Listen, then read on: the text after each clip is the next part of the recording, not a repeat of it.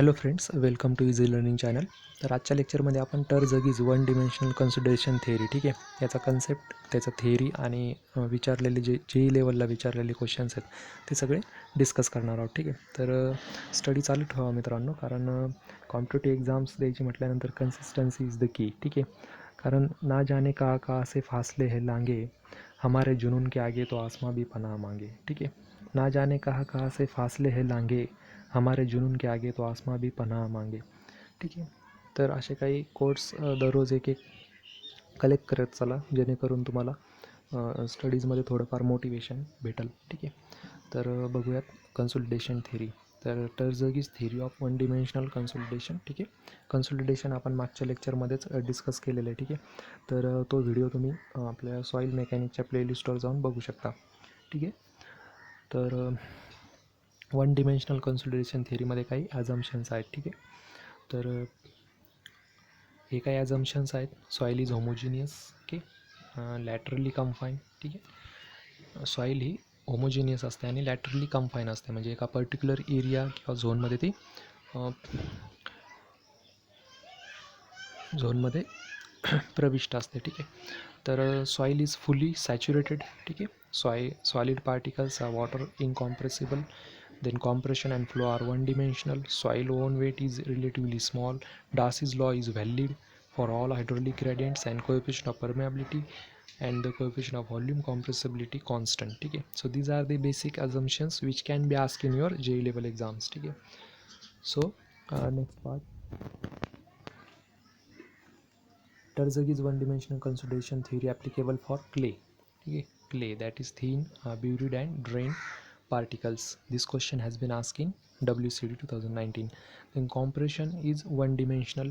This is also the assumption that is made by Terzaghi while preparing one dimensional consolidation theory. Okay, so these are some basic assumptions which he made in this particular theory.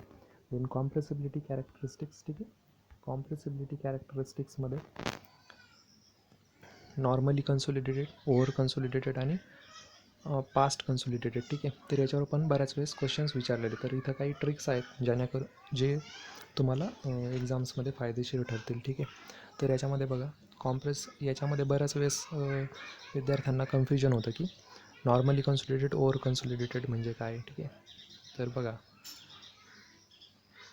ज्यावेळेस soil सरफेसवर कोणत्याही बिल्डिंगचा load act होतो, ठीक आहे, त्यावेळेस stresses develop होतात. ठीक आहे, तर कॉम्प्रेसिबिलिटी कॅरेक्टरिस्टिक्स जे आहेत, ठीक आहे, ते लोड जसं जसं वाढत जातो त्याप्रमाणे ते वाढत जातात. ठीक आहे, तर बघा, पास्ट कन्सोलिडेटेड सॉईल त्यालाच आपण प्री कन्सोलिडेशन स्ट्रेस पण म्हणतो. ठीक आहे, तर या केसमध्ये स्ट्रेस हा मॅक्झिमम असतो एव्हर एक्सप्रेस. ठीक आहे, म्हणजे त्याने पास्टमध्ये जेवढा आपण लोड कॅरी केलेला आहे, स्ट्रेस कॅरी केलेला आहे त्या सॉईल सरफेसने, त्याला तुम्ही पास्ट किंवा प्री कन्सोलिडेशन स्ट्रेस म्हणू शकता. ठीक आहे, आता याच्यामध्ये ट्रिक अशी आहे की हा म्हणजे पूर्वी काळापासून तो स्ट्रेस त्या पर्टिक्युलर सॉईल सरफेसवर ॲक्ट होतो, त्याच्यामुळे तो ओल्ड आहे. ओल्ड म्हणजेच ओ, म्हणजेच सिग्मा ओ. ठीक आहे, आणि O means over, that is past. ठीक आहे, या प्रकारेपर्यंत तुम्ही तो लक्षात ठेवू शकता, प्री कन्सोलिडेशन स्ट्रेस. ठीक आहे, जो प्री आहे, प्री म्हणजेच काय, पुन्हा तेच की अगोदरपासून तिथं स्ट्रेस हा त्या सॉईल सरफेसवर ॲक्ट होतो आहे. ठीक आहे, तर त्या प्रकारेपर्यंत तुम्ही तो लक्षात ठेवू शकता, म्हणजेच पास्ट म्हणजेच ओल्ड म्हणजेच pre. Okay, and this is the maximum. ठीक आहे, मॅक्झिममच राहणार ना, कारण तो खूप वेळापासून तिथं ॲक्ट होतो आहे. तर अशा प्रकारच्या काही छोट्या छोट्या ट्रिक्स आहेत, त्या वापरून पण तुम्ही हे कन्सेप्ट लक्षात ठेवू शकता. ठीक आहे, कन्सेप्ट समजून घेतले तर चांगलीच गोष्ट आहे. ठीक आहे, त्यासोबतच ट्रिक्स पण असतील तर तुमचा एक्झाममध्ये वेळ वाचतो. ठीक आहे, मी हे नाही म्हणत आहे की कन्सेप्ट्स क्लिअर नका करू, फक्त ट्रिक्सच करा, परंतु ट्रिक्स असतील तर तुमचा एक्झाममध्ये वेळ वाचतो. ठीक आहे, आपल्या कन्सेप्ट्स तर क्लिअर असतातच. ठीक आहे, त्यावरून पण आपण क्वेश्चन्स इझिली सॉल्व्ह करू शकतो, पण ट्रिक्स असतील तर आपला टाईम वाचतो एक्झाममध्ये. त्यामुळे वेगवेगळ्या ट्रिक्स तुमच्या पद्धतीनं पण तुम्ही तयार करू शकता. ठीक आहे, so over consolidated or pre consolidated soil. ठीक आहे, तर या केसमध्ये काय असतं की ओव्हर कन्सोलिडेटेड, ओव्हर म्हणजे काय, ग्रेटर, फुल्ली कन्सोलिडेटेड सॉईल. ठीक आहे, याच्यामध्ये जो स्ट्रेस आहे, ठीक आहे, प्री कन्सोलिडेशन स्ट्रेस आहे तो जास्त असतो. ठीक आहे. प्री कन्सोलिडेशन स्ट्रेस आपण सिग्मा ओ बार या प्रकारे इंडिकेट करतो. तर सिग्मा ओ बार जर जास्त असेल, ठीक आहे, ओव्हर कन्सोलिडेशन स्ट्रेस किंवा प्री कन्सोलिडेशन स्ट्रेस, ठीक आहे, किंवा पास्ट कन्सोलिडेशन स्ट्रेस हा जास्त असेल तर त्याला आपण ओव्हर कन्सोलिडेटेड किंवा प्री कन्सोलिडेटेड सॉईल म्हणतो. ठीक आहे. तर या केसमध्ये लक्षात ठेवू शकता की OCR will be greater than 1 and in normally consolidated soil sample sigma o will be greater than or equal to sigma bar. ठीक आहे. तर या प्रकारे पण तुम्ही ते लक्षात ठेवू शकता. ठीक आहे. एकदम सिम्पल बघा की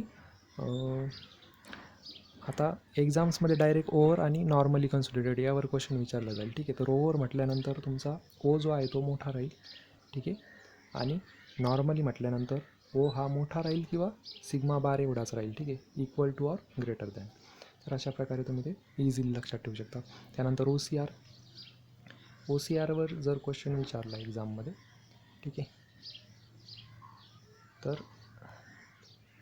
OCR आता हा ओव्हर आहे म्हणून OCR हा ग्रेटर दॅन 1 राहणार आणि हा इक्वल टू आहे म्हणून हा इक्वल राहणार. सिम्पल. त्यानंतर OCR म्हणजेच काय, ओव्हर कन्सोलिडेशन रेशो हा past consolidation ratio divide by present consolidation ratio किंवा प्री कन्सोलिडेशन स्ट्रेस. ठीक आहे. हे दोन्ही stress past by present stress, ठीक आहे, यांचा जो रेशो असतो त्याला तुम्ही OCR म्हणता. हा पण PWDमध्ये क्वेश्चन विचारलेला. ठीक आहे. काही वेळेस डायरेक्टली न्यूमेरिकल टाईप क्वेश्चन विचारतात, काही वेळेस थेअरी क्वेश्चन्स विचारतात. ठीक आहे. त्यानंतर compressibility, deformation per unit increase in stress, हे पण आपण मागच्या लेक्चरलाच बघितलेलं आहे. ठीक आहे. ती प्लेलिस्टमध्ये तुम्ही जाऊन बघू शकता, सॉईल मेकॅनिक्स. त्यानंतर कोएफिशियंट्स फॉर कॉम्प्रेसिबिलिटी ऑफ क्ले. ठीक आहे. तर याच्यामध्ये कॉम्प्रेशन इंडेक्स हे काही रिलेशन्स आहेत, याच्यावर न्यूमेरिकल्स पण विचारले जाऊ शकतात किंवा डायरेक्टली फॉर्म्युले पण एक्झाम्समध्ये आस्क आहेत. ठीक आहे. तर हे काही फॉर्म्युले आहेत ते तुम्ही लक्षात ठेवू शकता किंवा लर्न करू शकता. त्यानंतर हे काही आस्क क्वेश्चन्स आहेत एक्झाममध्ये. ठीक आहे. तर हा क्वेश्चन जो आहे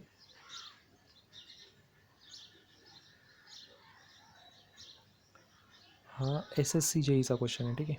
piston and spring analogy method demonstrated by Terzaghi for consolidation theory. ठीक आहे. तर 2019मध्ये क्वेश्चन विचारलेला आहे. त्यानंतर 1 dimensional consolidation theory applicable in which of the following cases. ठीक आहे. टर्झगीज 1 डिमेन्शनल ही थिअरी कोणत्या टाईपच्या सॉईलमध्ये आपण यूज करू शकतो, तर ऑल ऑफ दिस ऑप्शन्स. ठीक आहे. Clay stratum is thin compacted. ठीक आहे. त्यानंतर हा WCD 2019चा क्वेश्चन आहे. ठीक आहे. Slope of field consolidation curve on a semi logarithmic diagram. ठीक आहे. कन्सोलिडेशन कर्वलाच आपण कॉम्प्रेशन इंडेक्स म्हणतो. ठीक आहे. तर हा बघा कॉम्प्रेशन इंडेक्समध्ये आता याच्यामध्ये तुम्हाला हा फॉर्म्युला पण विचारला जाऊ शकतो कॉम्प्रेशन इंडेक्सचा, म्हणजे हा फॉर्म्युला. ठीक आहे. तर हा PWDमध्ये ऑलरेडी विचारलेला आहे आणि या ठिकाणी थिअरीमध्ये तो पार्ट विचारलेला आहे. ठीक आहे. तो जो स्लोप असतो फील्ड कन्सोलिडेशन कर्वचा त्यालाच आपण कॉम्प्रेशन इंडेक्स म्हणतो. ठीक आहे. तर हा क्वेश्चन WCDमध्ये विचारलेला आहे. तर अशा प्रकारे क्वेश्चन्स हे एक्झाम्समध्ये फ्रेम होऊ शकतात. त्यानंतर हा WRD, ठीक आहे, वॉटर रिसोर्स डिपार्टमेंट 2016 जी एक्झाम झाली होती त्याच्यामध्ये क्वेश्चन आहे. ठीक आहे. प्रेशर इज इक्वल टू, ठीक आहे, इक्वल टू म्हटलं की नॉर्मल. ठीक आहे. एकदम सिम्पल. ओव्हर वगैरे आलं की ओव्हर कन्सोलिडेटेड सॉईल. ठीक. आणि इक्वल जर आला, ठीक आहे, म्हणजे जे आपण इथं वर रिलेशन बघितलं sigma is less than sigma o. ठीक आहे. Over consolidation stress is greater than this consolidation stress. ठीक आहे.